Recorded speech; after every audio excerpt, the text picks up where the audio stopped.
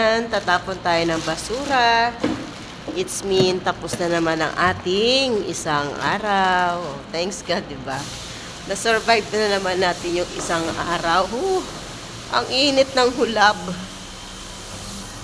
Grabe.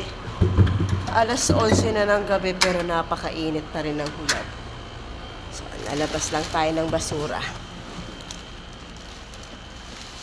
Diba? Doon.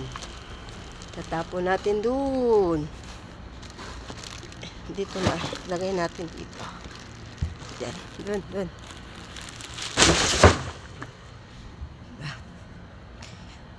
Yung iba minsan natatakot lumabas. Magtapon ng basura. Pero okay naman. May natira pang karton. So, lagay lang natin dito.